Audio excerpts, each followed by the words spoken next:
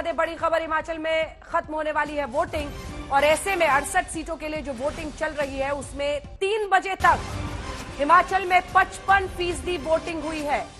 हमीरपुर में 54% और किन्नौर में 55%। शाम 3 बजे तक 55% वोटिंग हुई है।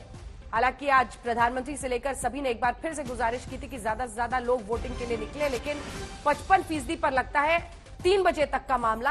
अब नजर रखनी होगी कि आखिरी के 2 घंटों में ये वोटिंग प्रतिशत कहां तक पहुंचता है। चंद मिनटों का इंतजार है, जिसके बाद वोटिंग समाप्त होने वाली है। हमारे तमाम सहयोगी अलग अलग जगहों से हमारे साथ जुड़ेंगे, आपको लिए चलेंगे उनके पास भी।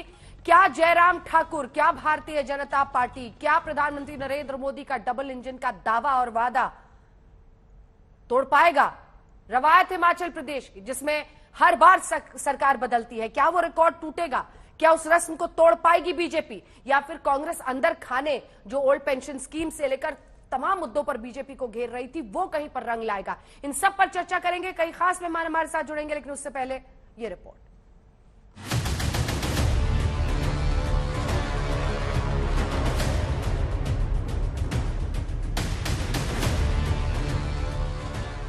बस चंद मिनट और खत्म हो जाएगा मतदान। ईवीएम में बंद हो जाएगी हिमाचल प्रदेश की तकदीर उन पार्टियों की जिन्होंने पूरी ताकत झोंक दी, तकदीर उन नेताओं और उम्मीदवारों की जिन्होंने जीत के लिए पूरा दमखम दिखाया। लेकिन अब तो रतजगी होगी। वोटिंग के बाद काउंटिंग का काउंटडाउन शुरू हो जाएगा। हिमाचल प्रदेश विधानसभा चुनाव के सियासी मुकाबले में आज वोटिंग के दिन सुबह से ही चहल पहल रही। पूजा पाठ और प्रार्थनाओं से जो सिलसिला शुरू हुआ वो जनता के दरबार में हाजिरी लगाने तक जारी रहा।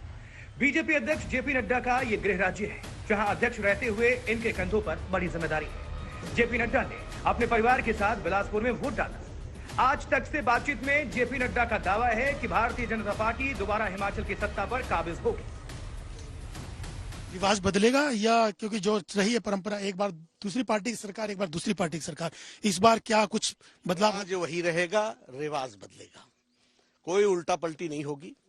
फिर से प्रधानमंत्री मोदी जी के प्रति लोगों का अथाह प्रेम, अटूट विश्वास और जयराम जी ने जिस तरीके से जमीन पर सारी चीजों को उतारा है, उसके लिए हिमाचल की जनता इच्छुक है, उत्सुक है भारतीय जनता पार्टी को समर्थन देने के लिए।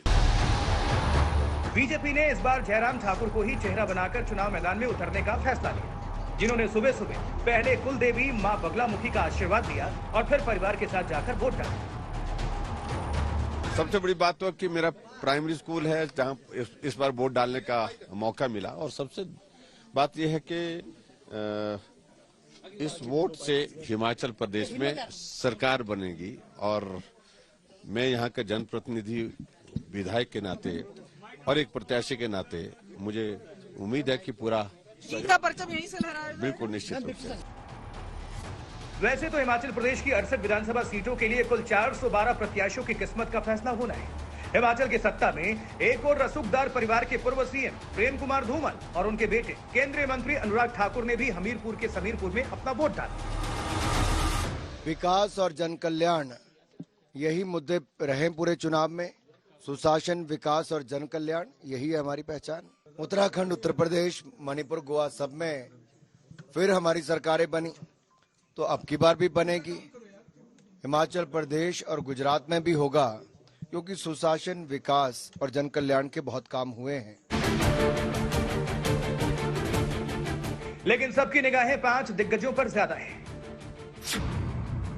हिमाचल में सबसे हॉट सीट सिराज बन गया है, जहां से जयराम ठाकुर मैदान में हैं और उन्हें कांग्रेस के चेतराम ठाकुर टक्कर दे रहे हैं।